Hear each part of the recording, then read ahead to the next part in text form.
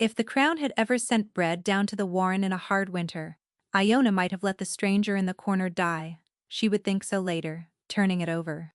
A king who forgets the low doors of his own city should not be surprised when a woman down there learns to bolt them faster than he can bleed. The iron latch kept its own hours. Long after the upper city had shuttered and the lamps along the high road had guttered out, the tavern in the warren stayed warm and loud and full, because the people who drank there worked the hours no one above them wanted, and they came in when the honest folk went to bed. Iona, locked up. That was hers, and had been since Maud died. Last thing of the night, every night, she walked the taproom with the great iron ring at her hip, and turned each bolt in its turn. The cellar, the yard door, the strong room where the good casks slept, the front, at the very end. She knew the give of every lock in the house, which one wanted oil and which one wanted a shoulder, the way a mother knows which child will cry in the dark. No one watched her do it. That was the point of her. A girl who carries the keys is furniture with hands, and you stop seeing the furniture. She saw everything, though. That was the other half of it. You cannot spend your life unseen without learning how to look. She could tell you who had money by the way they held a cup, and who was lying by what they did with their eyes while they lied, and she could tell you, most nights, exactly how the evening would end before it ended. She could not have told you how this one would end. She would think about that later, too. The stranger came in near the middle bell and took the corner by the cold hearth, the seat nobody wanted, which was the very reason a careful man might want it. Traveler's coat, hood down but the collar up, a cup of the dark ale he had not touched. He was too still for the warren. Everyone in the warren fidgeted, because hunger teaches the body to. This one sat as though the room belonged to him and he was only deciding whether to keep it. Iona marked him and moved on, because marking men and leaving them be was how a woman stayed whole down here. Then she marked the others. 3 of them, come in apart across the space of a quarter hour, which was the first wrong thing, because men who arrive apart and then drink without once looking at one another have already agreed not to look at one another. They had the wrong hands for the warren, besides. No calluses on them, and they were watching the corner by the cold hearth the way she watched locks. Her stomach went cold and certain she was nearest the passage. She had a heartbeat, perhaps 2, and no time at all to reach the watch, and she made the choice her whole life had trained her to make without once telling her it was training. She crossed to the corner with a rag in her hand as though she meant to wipe his table, and she said low and pleasant, "Get up and come with me now, or you die in that chair." To his lasting credit he got up. She had him through the side door and onto the stair before the first blade cleared its coat. She pulled the door shut behind them, and her hand was already on the bolt, and she turned the lock. The heavy one. The one that wanted a shoulder. She gave it her shoulder. It threw home with a sound like a dropped anvil, and on the far side of 2 hands of banded oak, the men who had come to open him up hit the door and found that it did not care about them at all. "There is another way round," the stranger said unhurried, close in the dark of the stair. "There is," she agreed. "It is longer, and it is locked, and I hold the only key that fits it, and that key is on this ring." He was not, "Who are you, that 3 clean-handed men would walk into my house to open you up?" He did not answer that. Above them boots. Behind and below, shouting, and then the front of the latch came apart in the crash of the watch arriving the way she had left the front unbarred for exactly this. And it was, all of it, finished in less time than it takes to tell. When she turned the lock the other way and opened the door, her taproom was full of the king's men. She knew the livery. Everyone knew the livery, the gray wolf on black with the ring of keys beneath it, even people who had never once been handed a reason to love it. She stood on the bottom stair with the ring still shut in her fist and watched a dozen of them fill her ruined taproom. And she understood in stages, the way you understand cold water, that the still man she had bolted into a cellar to save was the man on the coins. The man in the great hall portrait, No one in the warren had ever been let in to see the Alpha King. Soren himself, come down among the low doors in a traveler's coat, for reasons of his own, that no one had thought to share with the woman who had lately been holding him by the sleeve. She let go of the sleeve. A second man came through the wreck of her front door, and this one she did not know, though she would come to. He wore the same wolf and keys, worked in silver, and he wore it as though it had been his idea. He took in the whole scene without hurry. The shut strong room door, the three would-be killers face down under the watch, the king unmarked and whole, and the plain warren girl, who had put him behind two hands of oak, where not one royal guard could have reached him in time to matter. He let the look rest on her a beat too long to be kind. Then he smiled, and it did not go anywhere near his eyes. "You'll regret this," the king's beta said gently, as though he were only wishing her a good night. They did not take her that night, which was worse than taking her, because it meant someone had decided to think first about what to do with her. The watch left a man on the broken door and went. The king had gone already, swept up and out in a knot of gray and silver, without a word to her, and the beta, with him, and the taproom, stood open to the cold with its front in splinters, and the three clean-handed men carried off to wherever such men are carried. Iona swept up the glass, because her hands needed something to do that was not shaking. Bess found her at it near first light, and would not be sent home. "You put your hands on the king," Bess said, for the fourth time, in the tone of a woman testing whether the words had grown any smaller with use. They had not. "You shoved the Alpha King down a cellar stair and bolted him in like a bad cask. I did not know who he was. That will be a great comfort at the hanging." Iona set the broom against the wall. "He would be a dead king this morning, if I had let him sit. And is that the way it works up there?" Bess jerked her chin at the ceiling, at the high city past it, at the whole gray weight of the hold on its hill that the warren spent its life beneath, and never once climbed to. "You do them a kindness, and they thank you for it. When did that ever come down to us, Iona? Name me the once." She could not name the once, and they both knew it, and that was the whole shape of the warren in a single sentence. Bess lowered her voice, though there was no one left in the place to hear it. "It was not the king I minded the look of," she said. "It was the other one, the one in the silver who smiled at you." "A man does not smile like that over a thing he means to let go." Iona said nothing, because she had thought the very same, and to say it aloud would be to make it true. Iona had been small the winter. The grain did not come. She remembered it the way you remember a burn, without the details but never the fact. The crown had promised relief to the low quarters, and the relief had turned to smoke somewhere on the road between the promise and the mouth, the way everything meant for the warren always did, and Maud had gone thin that year, feeding her own bread to a child who was not hers by blood, and had held it against no one out loud, and had died 3 winters after of a cough a warmer house would have shrugged off. So, no, Iona did not love the crown. She had bolted a stranger behind a door because a body in her taproom was bad for custom, and because some old thing in her would not let a man be opened up in front of her while her hands could stop it. And if she had known the stranger wore that gray wolf under his coat, she told herself she might have been slower to the lock. She told herself that. The ring hung at her hip while she did, and among the tavern keys hung the one that had never fit anything. The small black key Maud had pressed into her palm at the end with her eyes gone very bright, saying only, keep it close, one day you will find the door." Iona had carried it for years and found no door. She rubbed her thumb across it now without deciding to, the way she always did when she was afraid. The sun was full up when the boots came back, not the watch, better boots than the watch. A young guard, she did not know, stood in the broken doorway, with the wolf and keys bright on his chest, and a look that plainly wished it were anywhere else in the world, and behind him 2 more, and Bess went still as stone. "Iona of the Iron Latch," the young guard said, and had the grace to hate the saying of it. "You are wanted at the hold."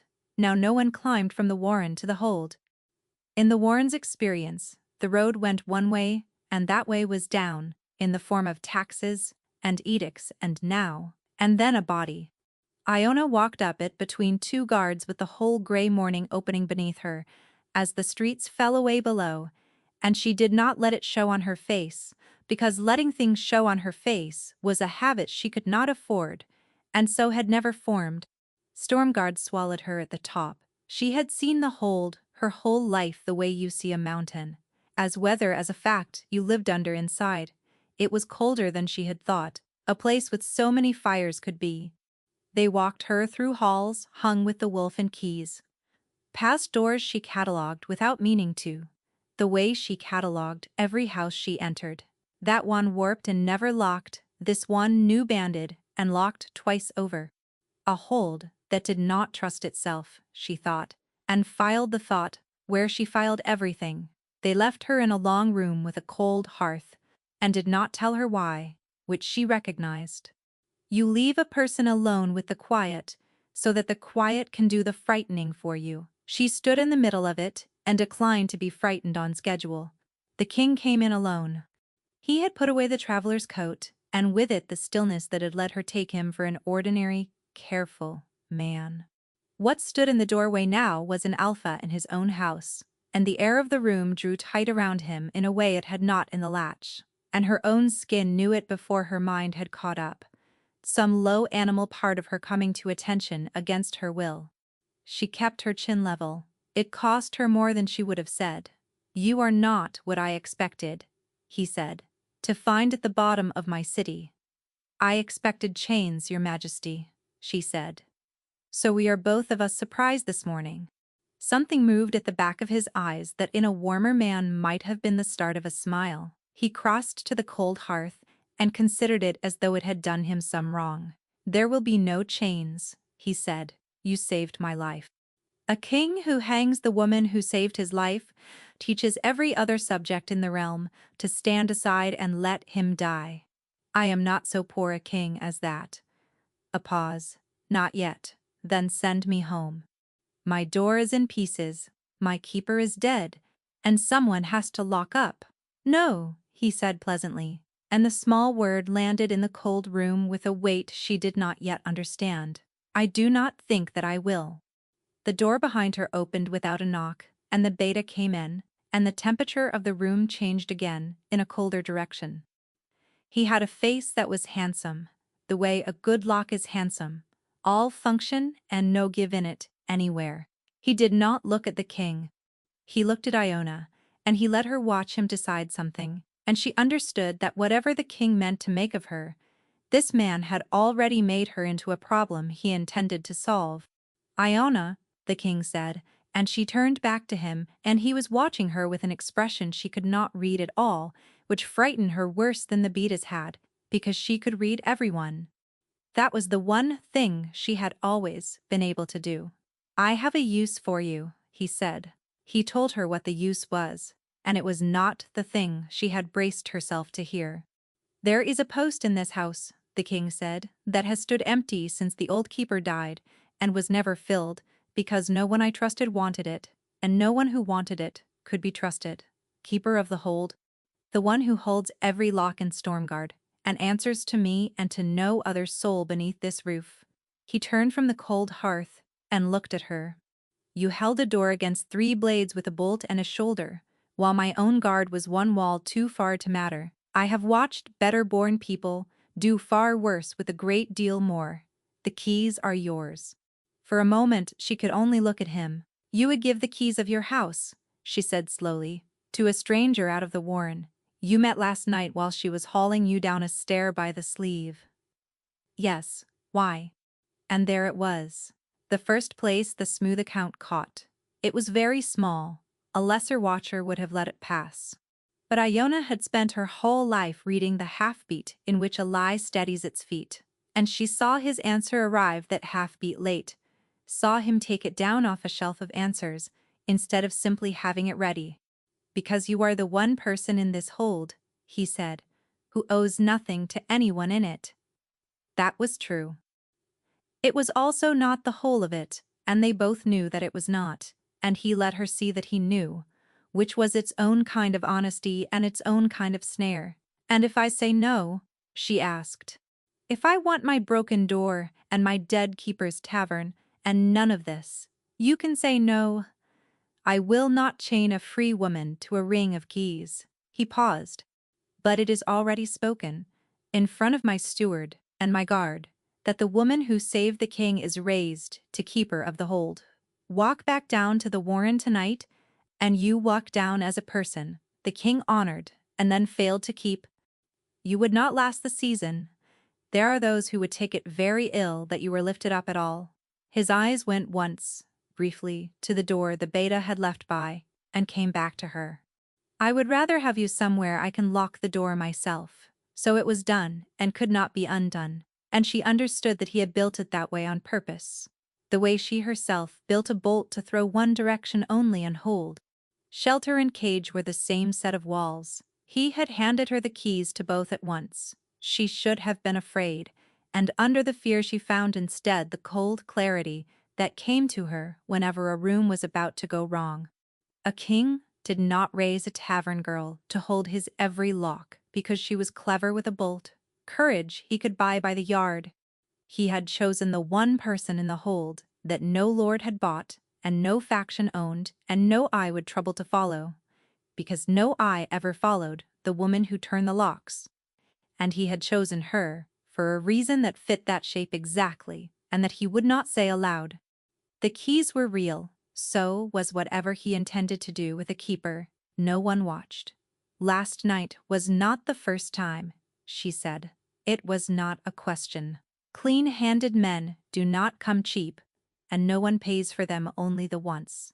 Something in his face went carefully level. No, he agreed. It was the third since the frost. The others were tidier. You were not meant to see any of it, and instead you saw the whole of it inside a single evening, which is rather the trouble with you. He very nearly smiled. Go and take up your keys, keeper. My steward is waiting downstairs to despise you. They gave her the great ring that same evening, cold iron, heavy as a joint of meat. And she walked the hold as she had always walked the latch, learning its locks by hand in the dark. And near the end of it, in a passage under the old tower where the keys on the king's ring bore names she did not know yet, she came to a low door that none of them would open. She tried every one. Not a single key turned. Then, because her thumb had come to rest on it without asking her leave, she lifted Maud's small black key off her own ring and set it to the lock, the way a person tries the thing she already knows to be foolish. It turned. She did not open the door. Footsteps, somewhere in the dark of the passage, decided it for her, unhurried, a long way off but coming nearer, and every instinct the Warren had ever taught her folded her hand shut around the black key and set it back on the ring among the others, where a thing is best hidden which is in plain sight on a crowded ring. She had been keeper for 1 hour and was already keeping a secret from the man whose keys she held. She told herself she would open the door once she understood the house better. She told herself she needed to know who else walked these passages by night before she showed her hand. Both were true. Neither was the whole of why, and she was becoming. She noted, very like the king in that a keeper goes everywhere. That was the thing none of the highborn had reckoned on when they allowed one to be made. Iona went into the stores and the counting rooms and the cold cellars where the winter salt meat hung in the dark, and she read them the way she had read the latch on a bad night, by what refused to add up. A great deal refused to add up. The grain books swore the granaries stood 3 parts full. The granaries stood at half of that. The relief the crown sent down to the low quarters left the hold in the amount the ledgers promised and reached the Warren as she happened to know from the whole of her life, in the form of smoke and apology. Somewhere between the high shelf and the low mouth it thinned, the same as it had always thinned. Only now she stood on the high shelf and could watch the thinning begin. She began to follow it, quietly. A woman carrying the keys has a reason to stand at every door, and no one asks the furniture what it is doing in the room. The king found her at it more than once. He did not summon her with ceremony. He simply appeared wherever she happened to be, as though the shortest way between two rooms of his own house ran always through hers, and he asked her what she saw and then, which undid her more than the asking had, he listened to the answer as though it cost him nothing to be told a thing he had not known. "You have looked at this for 4 days," he said once over a ledger she had marked. "My stewards have sat upon it for years and called it the weather. What do you want? To go where the paper will not let you?" "Your leave," she said, "to open any lock in this house, and ask any man alive why his numbers lie. And your word that when a lord takes offense at me, you will take my side of it, and not his comfort." He gave it to her there, in plain words, and meant them, and the awful warmth of being believed went into her like heat into cold hands. And she distrusted it precisely as much as she wanted it, because in the Warren, every free thing pressed into your hand was the top half of a bill. She did not tell him the last thing. Every thread she pulled, every thinned store, and every softened figure led back the same small handful of rooms, and passed them to a single hand she could not yet put a name to, because a name, said too soon, was a rope. She had learned young to keep a card until no one could take it from her, so she kept it, and she smiled, and she went on reading. Then one gray morning, she came to the record office door and found it standing unlocked, though she had locked it herself the night before, and hung the one key that fitted back on her own hip before she slept. Someone owned a second key to a door the keeper had believed she alone could open. Someone had been inside, and wished her to know it, and had relocked nothing at all, so that the very first thing she would understand, on finding it, was that she had been watched the whole way as she walked toward it. The strike came 4 nights later, and it came as she could have told them it would, through a door. She had taken to walking the hold last thing at night, the way she had once walked the latch, because a house tells you its troubles in the dark when it believes no one is keeping it. That was how she came to be, in the low gallery under the west wall, at the dead middle of the night, and how she came to lay her hand on the postern there out of nothing but habit, and how she felt, under her palm, that the heavy bar had been lifted out and laid aside. She had barred it herself at dusk. She knew the weight of that bar as she knew the weight of her own arm. She did not shout. Shouting only tells the other man where you stand. She lifted the bar back into its brackets, slow and silent, and had just felt its seat home when the first weight came against the door from the outside, and found it, once again, a door that did not care. There were more of them this time. She set her shoulder to the wood in the dark and counted the blows, and did not cry out, and it was the king's own voice, low and close behind her, that nearly finished what the raid had started. "Step back from the door, keeper," Soren said. "Let them believe it gave." She did not step back. She turned and looked at him. Dressed at the dead middle of the night, the sword already loose in his hand, not one thread of him surprised. Behind him, down the gallery, waited the shapes of his own men, placed a net. She was standing in the middle of a net set some while ago, and no one had thought it worth telling the bait. "You knew," she said. "You knew it would come tonight. You knew it would come through this door." "I hoped," he said. "You are spoiling the hope by holding the door so well. There are men on the far side of this wood who came here to see you dead." "Yes." His eyes stayed very steady on hers. "And on this side of it stand men who will take them alive, and ask them who paid.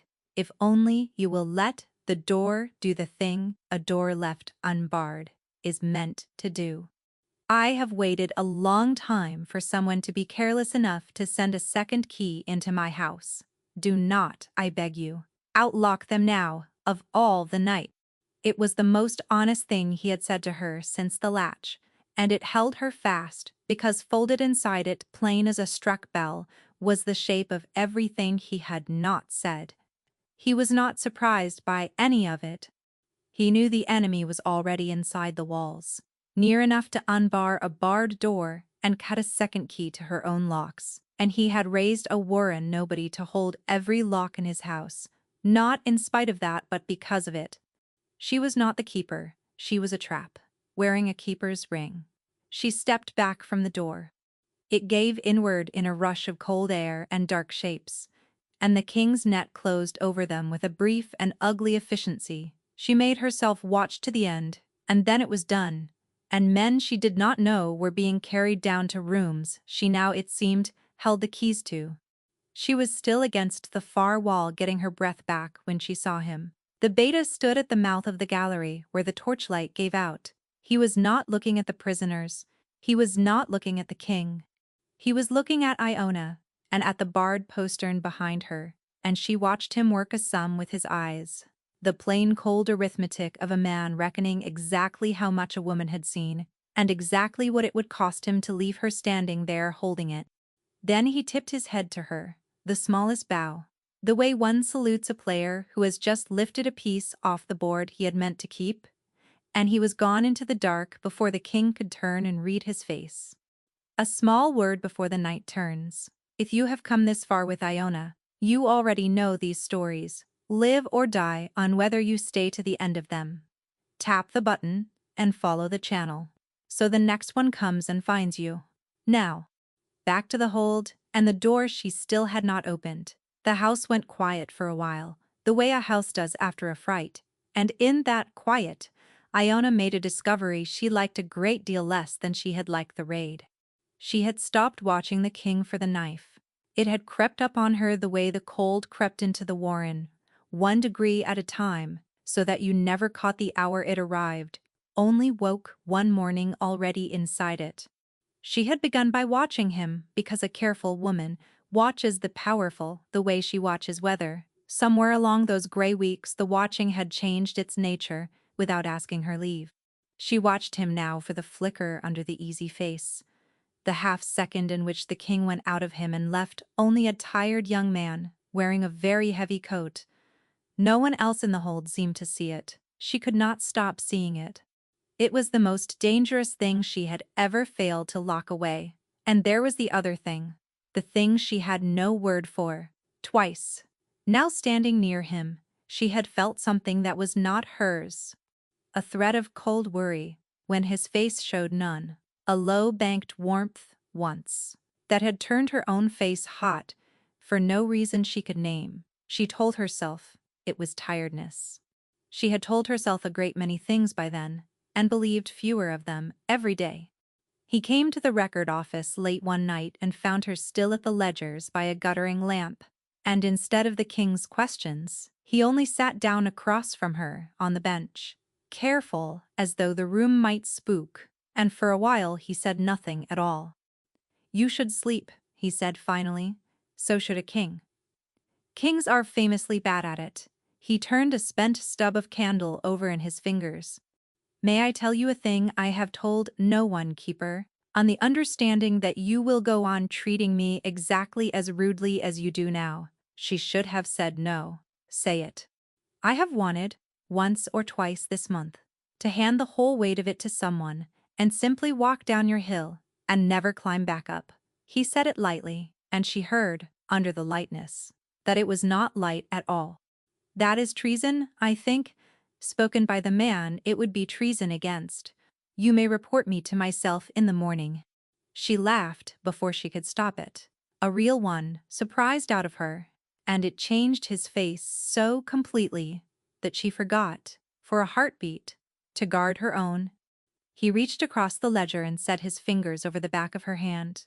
Only that, and the not hers feeling came again, stronger, a whole tide of it, want and fear and a loneliness, so large it frightened her, and she understood with horror that she was feeling him, that some door in her had come off its bar without her ever touching it. She should have pulled away. She kissed him instead. It was quiet, and it was thorough, and there was no hall to perform it for, only the lamp, and the ledgers, and the sudden total fact of him, and when she surfaced, she was shaking, and it was not from the cold. "That," she said, unsteady, "was a mistake I intend to make again." Then the strange tide rose in her a second time. his feeling in her chest where only her own had ever been, and she went cold to the roots of her, because whatever had just opened between them, she had not agreed to it, and she did not know how to lock a door she could not find. He had her dressed for the treaty feast, which was its own small cruelty. The Ninebark envoy had come down out of the north to sit at Soren's table and weigh whether the two packs would stand together or apart, and half the fate of the borders sat in whether the evening went well. Iona stood at the edge of it in borrowed gray silk, feeling like a lock fitted to the wrong door, and across the hall the king caught her eye and something in his face went briefly, helplessly, young, and she looked away because she could not afford what it did to her. All through the feast she felt him at the edge of her senses. A second weather laid under her own, and whenever his eyes crossed the hall to find her, a warmth came with them that made her set her cup down before her hand could betray it. He found her on the gallery above the hall when the dancing started, where the music came thin and the night air came cold off the mountain. "You hate this," she said. "I have hated it since I was 19. When they put the coat on me and told me to smile so no one would look too closely at the boy inside it." He said it without drama, watching the dancers turn below. "I have been the coat so long, I am no longer certain there is a boy left under it to find. There is a boy under it." She had not meant to say it, and could not seem to stop. "I have felt him.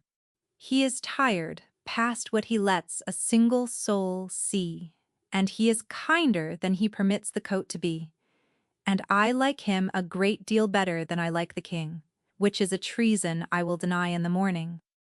Something broke across his face, quiet and complete, and he turned to her, and she felt the whole of him come up the thread between them and reach, and she was so frightened of how badly she wanted to let it that she did the thing she always did, with a thing she wanted too much to be safe. She shut the door on it. "It was only a feeling," she said. "Do not go building a house on it." She watched the words land, watched him fold the hurt away behind the easy face, the way he folded everything away, and she hated herself for it, even as she did it, because she knew exactly what it was to reach for a thing and be told it was nothing. A servant came up the gallery stair with a tray, 2 cups of wine dark as old blood in the low light, and offered them with a bow, and the king reached for one, and every part of Iona went suddenly to a single, fine point. It was the smallest thing. The servant set the fair face of the cup toward the king, turned just so, the way you present a thing you want a particular hand to take. And beneath the wine and the smoke of the hall she caught it, the thin, sweet bitter edge that did not belong, a smell she had last met in a locked still room the week before, while chasing a thinned ledger, the one the steward had waved off as something kept for the killing of rats. She took the cup out of the king's hand, before his fingers could close on it.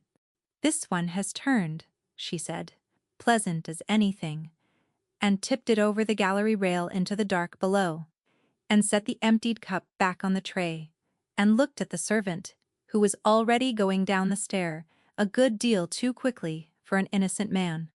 The king did not so much as blink. "You are not surprised," she said, under her breath. No, he was watching the emptied cup. "Say nothing. Not to the envoy, not to the watch, not to a living soul beneath this roof tonight.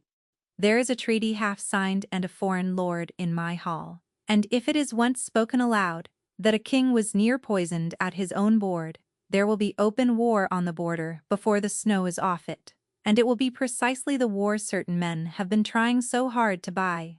You would sooner let them try again than say a single word of it." "I would let them believe it worked," he said, very low. "If believing it worked is the thing that finally makes the hand behind it reach too far and show itself. Trust me tonight, only tonight. I am not asking you for 1 hour more than that." She did not answer him. She watched him go back down into the hall, and put the coat on and be the king, easy and untouched, laughing at the envoy's dull jokes over wine he would not now drink.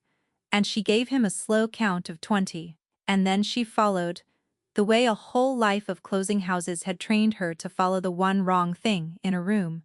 He did not go back to the feast. He went down, and then down again into the passage beneath the old tower.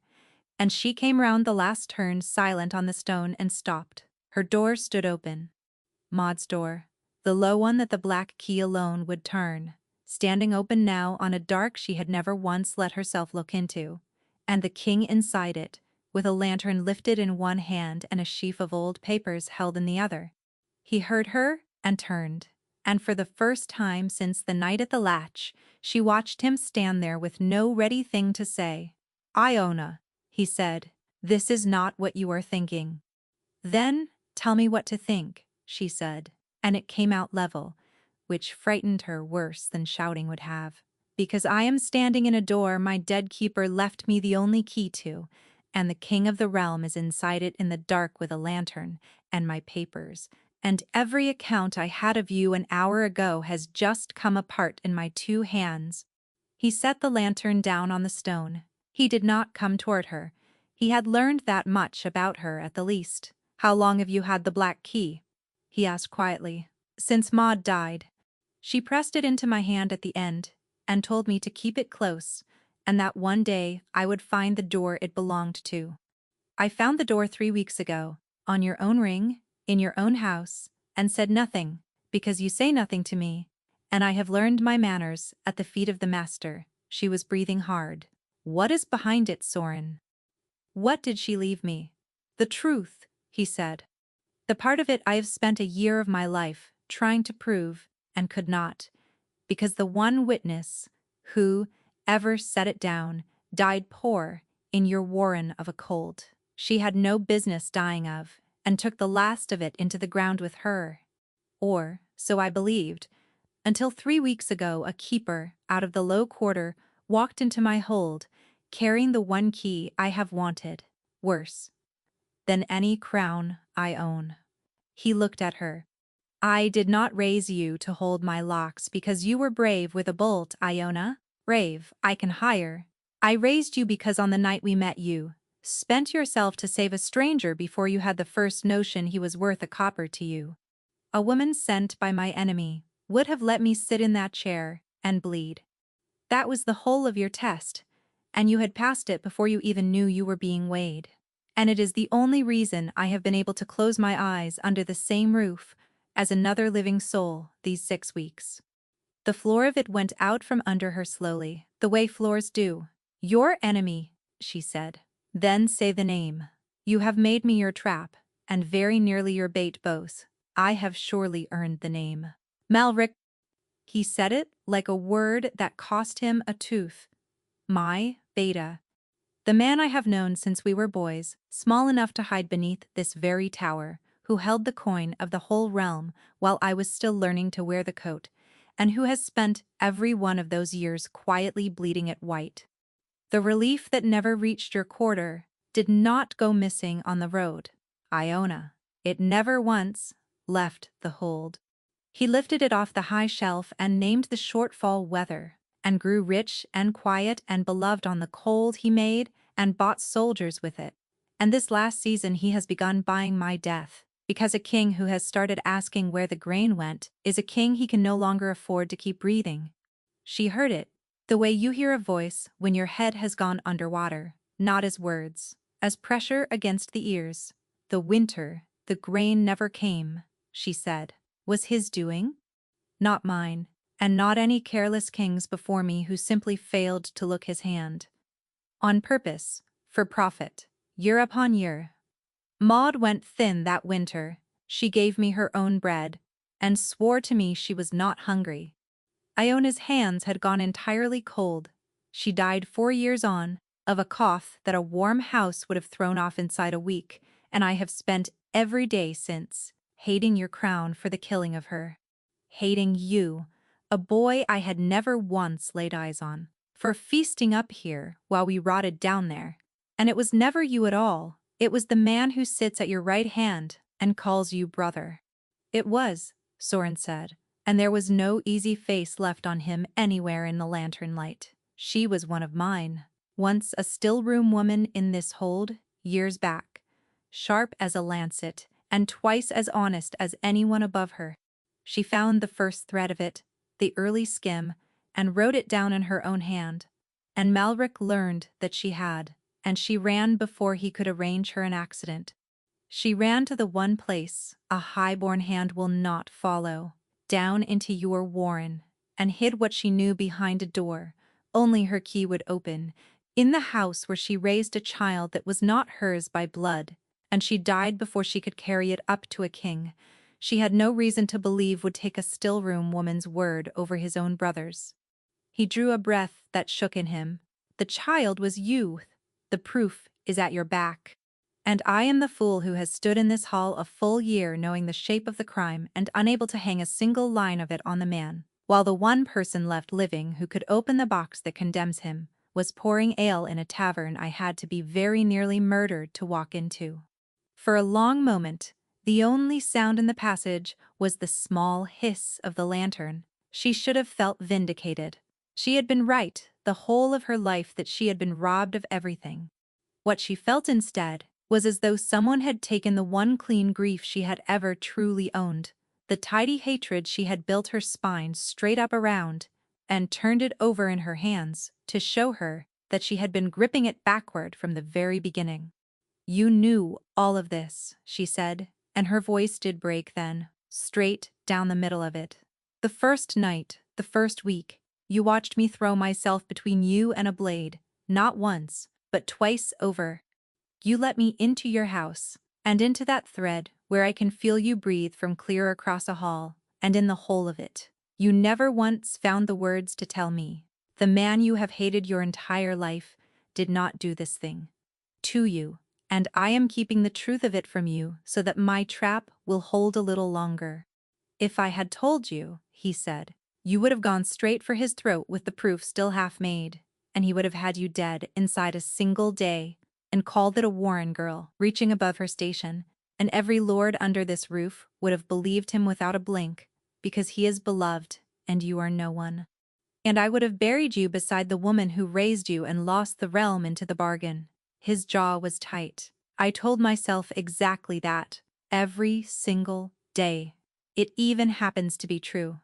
What is also true is that I was a coward who would far rather keep you close and lying to you than tell you a thing that might make you walk away from me. And I can no longer pretend to myself that those were ever the same reason wearing one coat.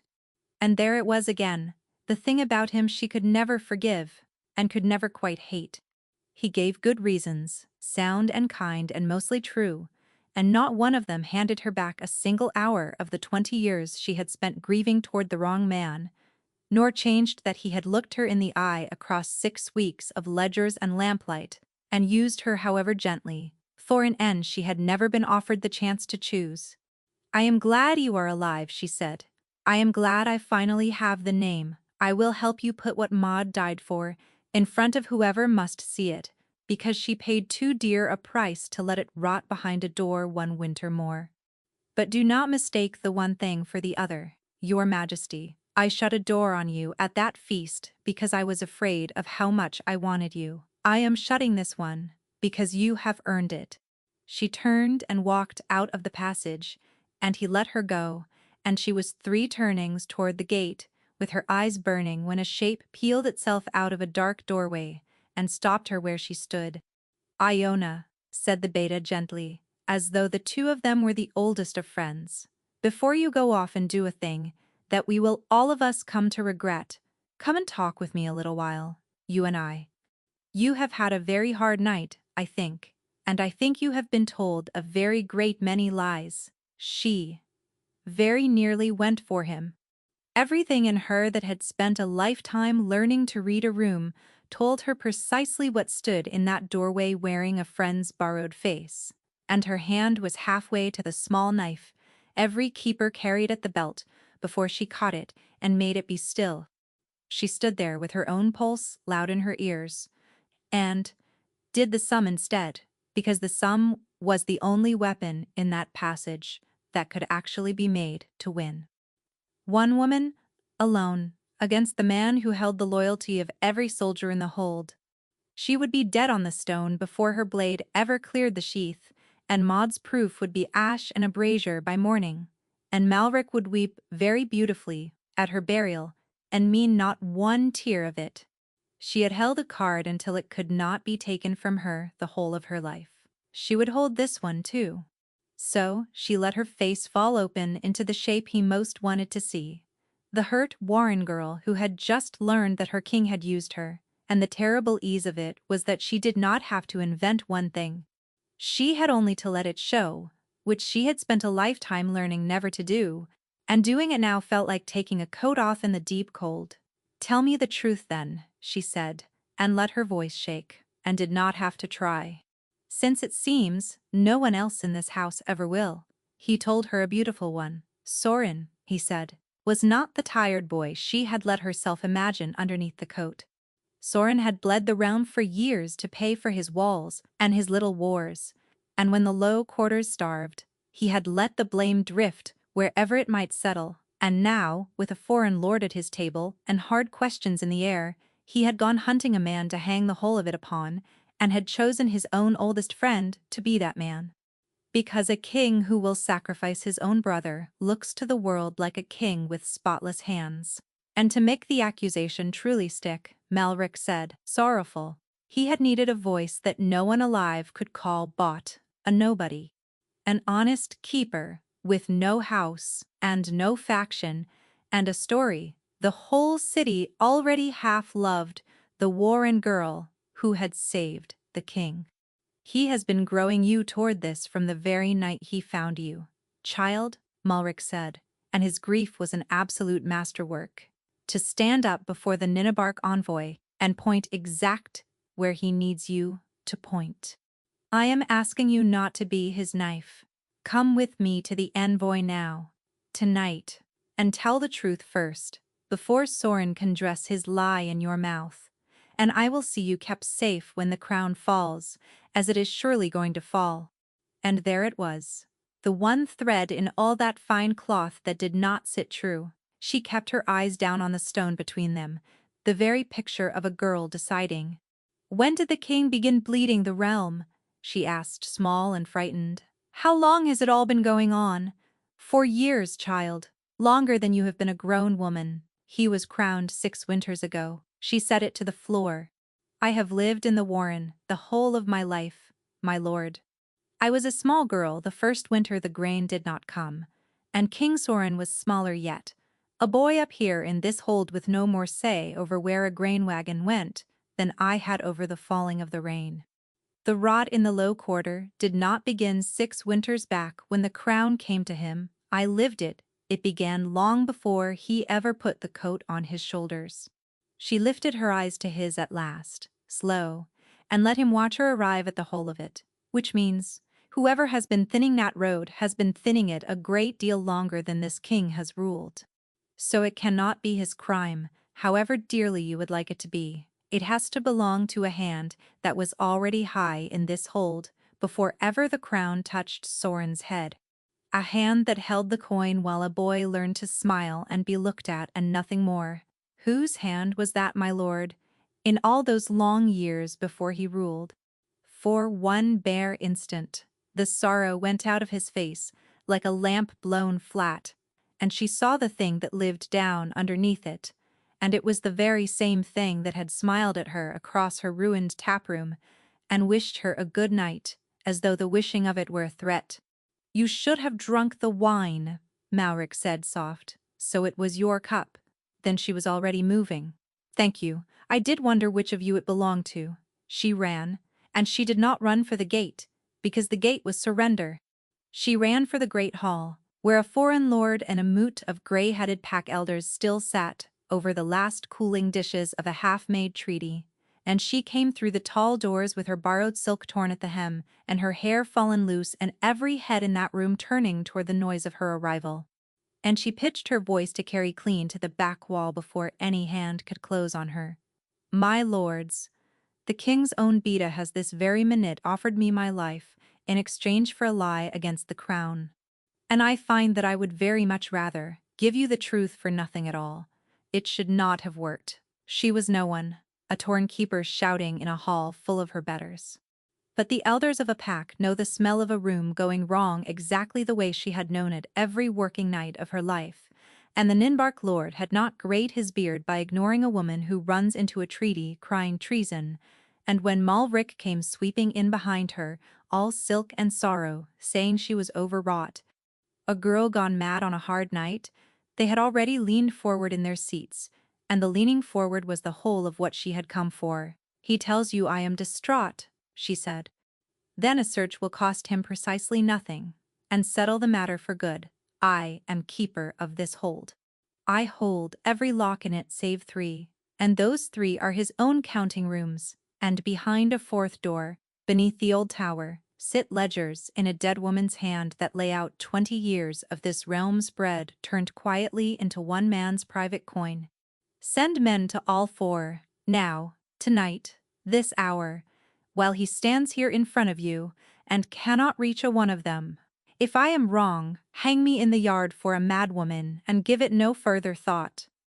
If I am right, my lords, you will wish for the rest of your lives that you had been watching his face at the moment the doors came open." Torvald of Ninbark looked at Malric for a long, weighing moment. Then the old lord turned his grey head and nodded to his own guard, his own men, and not the holds. And in that single small nod, Malric read plainly that the room had already gone from him, and the grief slid off his face all at once, and for good. And the thing that stood revealed underneath it reached for the thin knife in its sleeve, and came straight across the flags at her, because if he could not any longer keep the realm, he could at the least take from it the woman who had cost it him. She had known that he would. She had been counting on it from the moment she chose the door she came in by. She had spent the last of her running with her back set to the great hall's side door, and she had turned its lock quietly as she came through it, so that when his own men lunged to reach their master, they found it once again a door, with no more interest in them than the wall beside it. And that bought her the half-breath she needed, and not one instant more. She went in under the falling knife the way you go in under a falling shelf, low and fast and certain, caught the wrist as it came, and turned it with the whole gathered weight of a life spent hauling bolts and rolling casks and closing hard houses against the dark.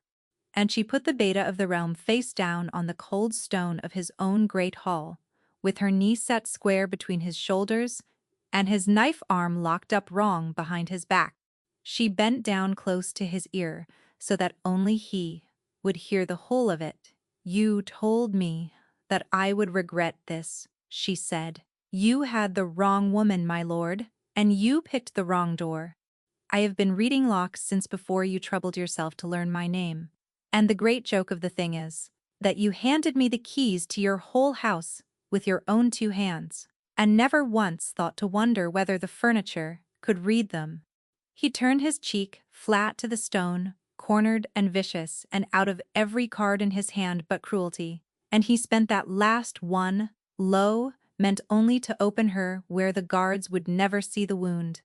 "I drove your Maud out into that cold," he breathed. "She came to me at the end, proud as she was, and I shut the door in her face and let the winter do the rest." He meant to say more, something worse, some last small blade of a thing. And Iona did not let him have the giving of it. She did not strike him. The whole of the hall would have forgiven her the blow, and that was the precise reason she would not spend it on him. She only pressed her knee down a fraction harder and held him there, held him steady for the guards who were already coming, and let the grief pass through her clean and enormous, and did not waste a single drop of it on the man beneath her knee, because Maud had been worth a very great deal more than that, and so she was only now beginning to understand. Was she?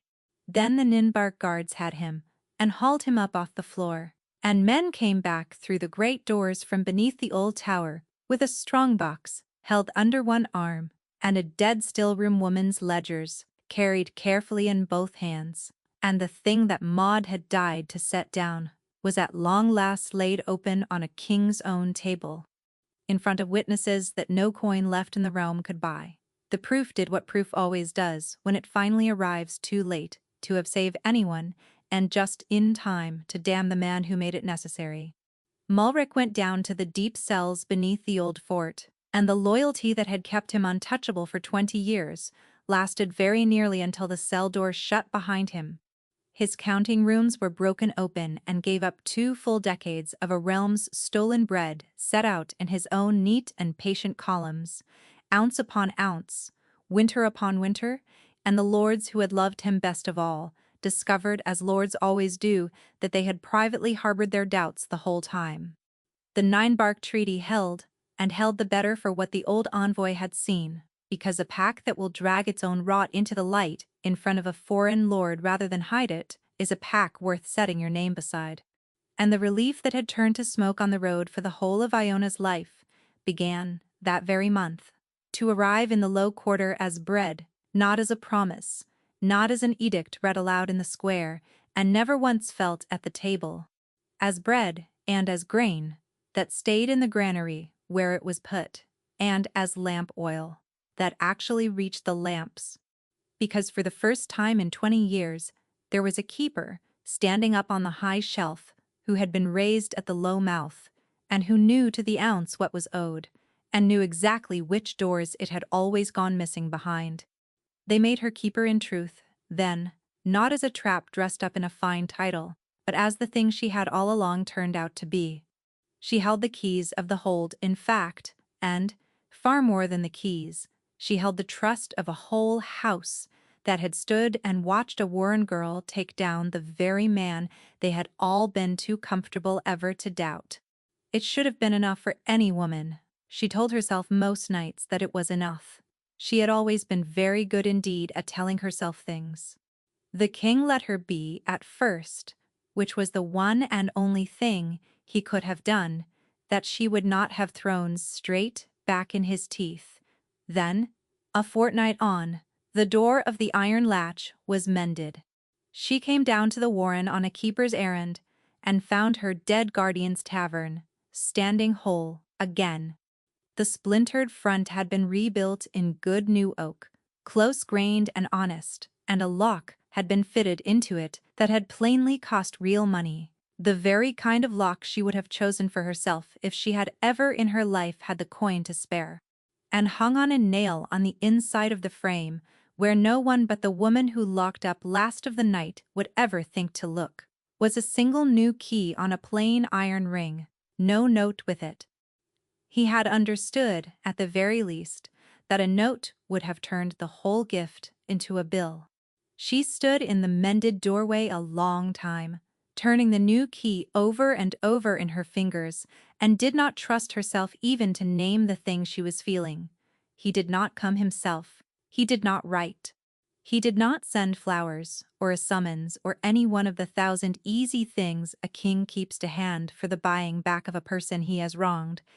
He sent, instead, the things only a keeper would ever read for what they were. The Warrens' granary filled and stayed full through a hard month when it had no business staying full. A stipend, quiet and permanent, set in Maud's name, and never his own, for the widows of the low quarter. The lamps along the high road relit and kept burning, so the long climb up from the Warren was no longer a thing a woman did in the dark with her keys held ready in her fist. Each arrived without a word attached. Each of them said the very same word regardless, and the word was sorry, and folded up underneath the sorry, where she was not yet ready to look straight at it, was a second word entirely. "He is courting you in waterworks," Bess said, scandalized, and delighted in equal measure, perched up on the mended bar with her heels drumming against the new oak.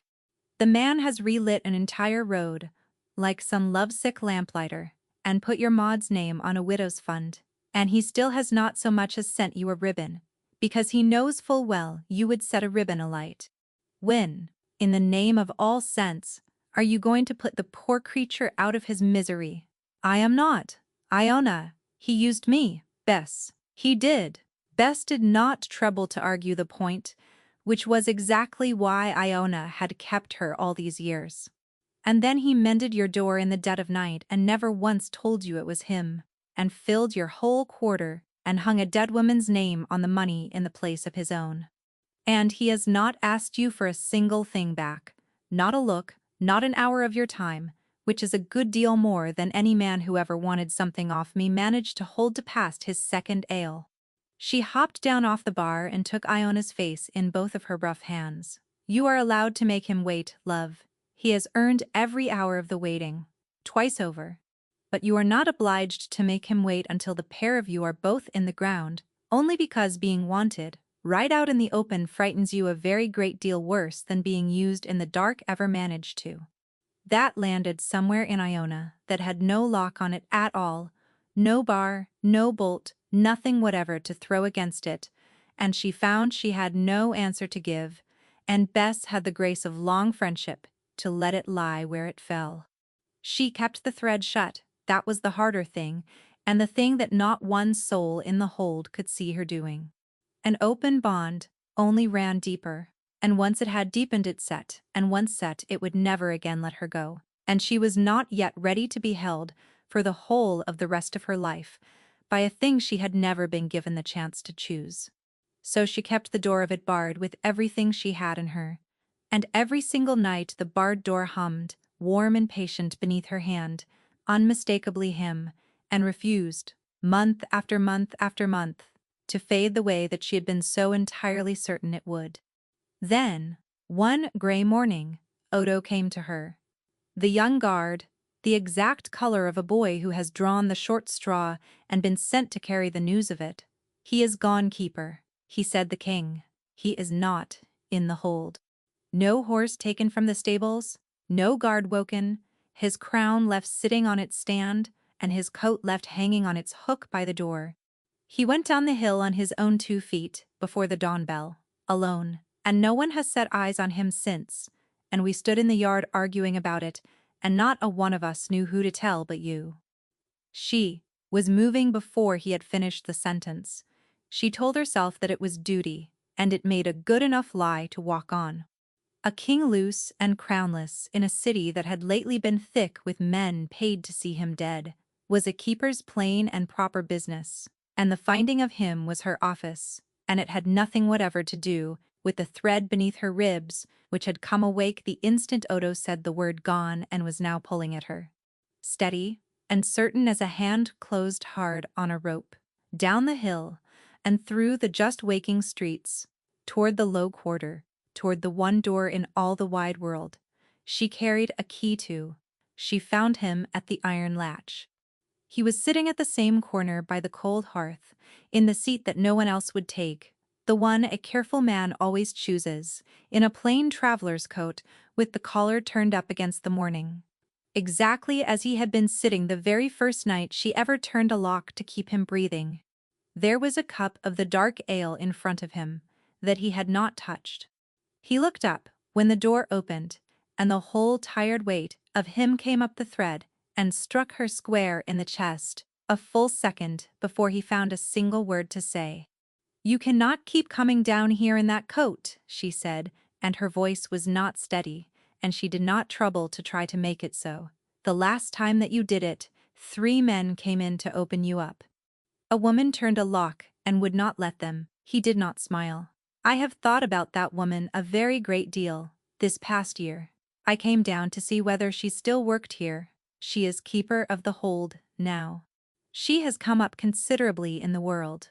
I know it well. I am the fool who put her there for entirely the wrong reason, and got the right woman anyway, and has not slept a whole night through since the day she stopped speaking to me." He stood slow, and he did not close the space between them by so much as a single step, and she understood that he had learned every hard lesson she had ever taught him, and meant to stand there on the far side of a door he would not force. "I have handed the coat to my counsel for a month, Iona. I sat up more than one night with it in my 2 hands, giving very serious thought to handing it back to them for good. I am no use to anyone alive as a king when the one person who ever once told me the plain truth of my own house will not be in a room with me, and I have decided that I would sooner be a man who mends a door down in the warren than a crown that lost her and kept every other thing." He drew a breath, and the last of the bravado went out of it entirely, and what stood there in the cold of the morning was only the boy under the coat, with nothing at all left over him. "So, I am not going to summon you. I am finished for good making you things that you are not allowed to refuse.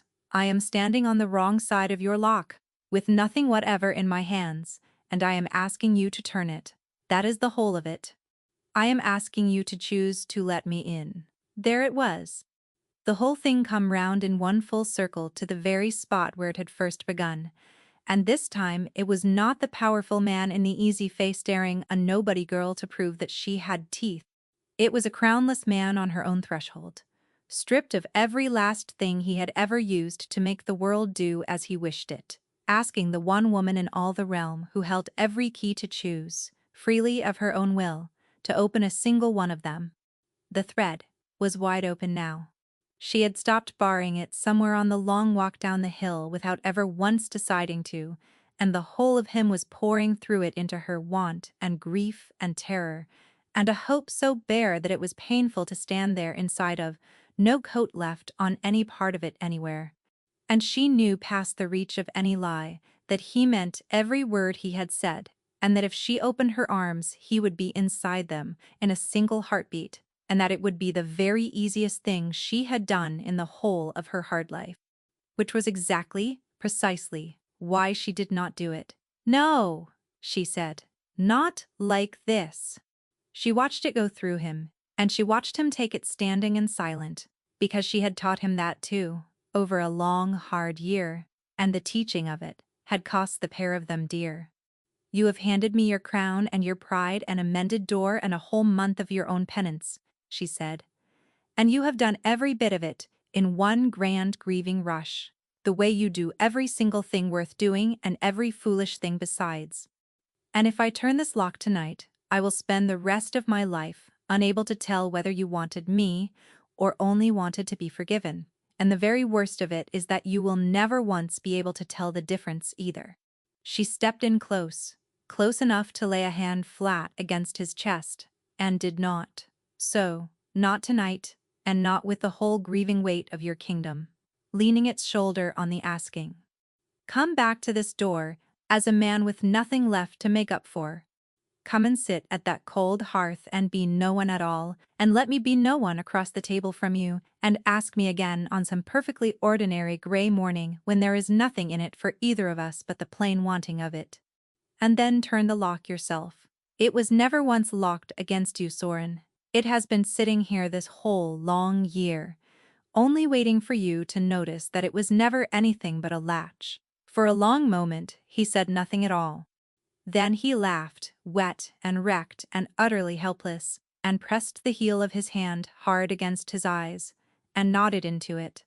You are a very hard woman to court, keeper, he said, when he could manage speech again.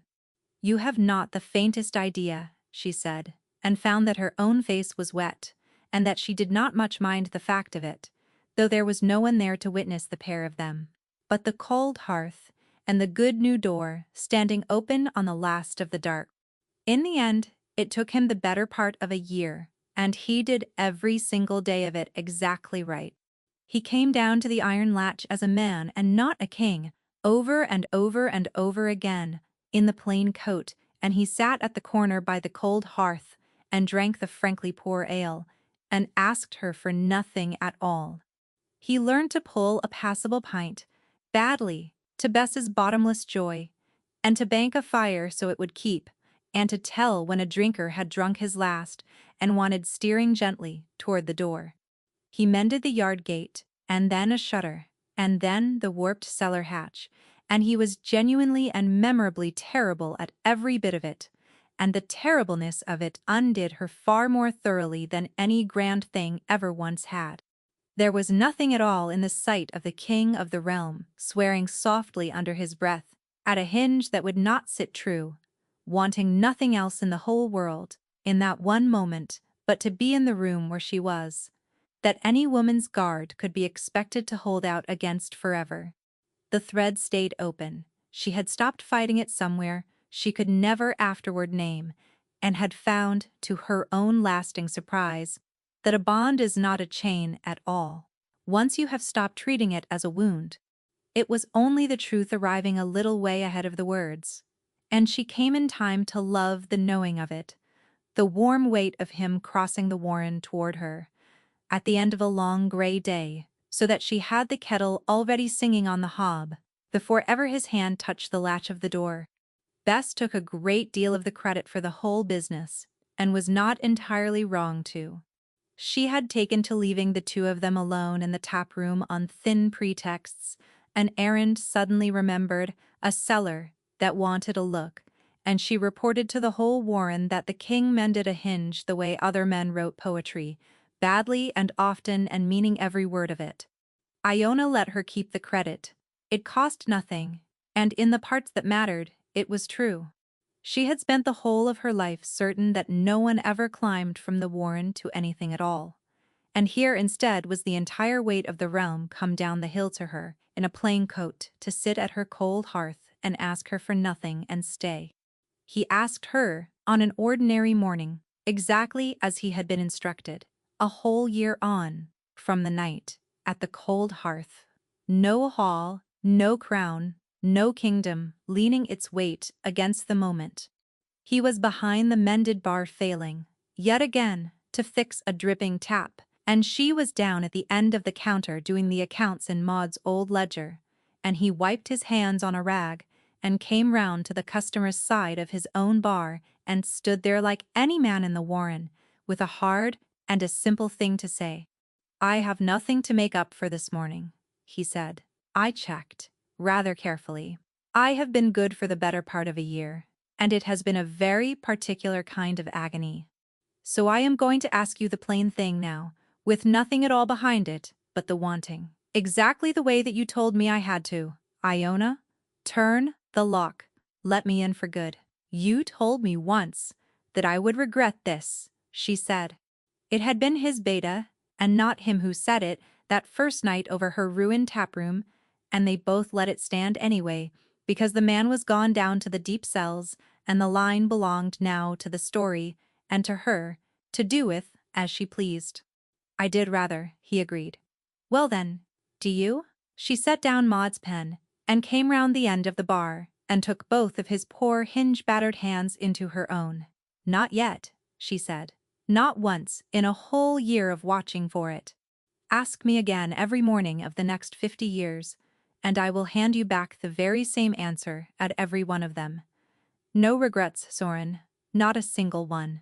Now, turn the lock. You have been carrying the key to it the whole time." The warren turned out for the wedding, which no one at all up the hill had thought to expect, and no one down it would have missed for the whole world. The boy king that nobody had ever troubled to know, and the keeper who had seen the man in him before ever the coat came off.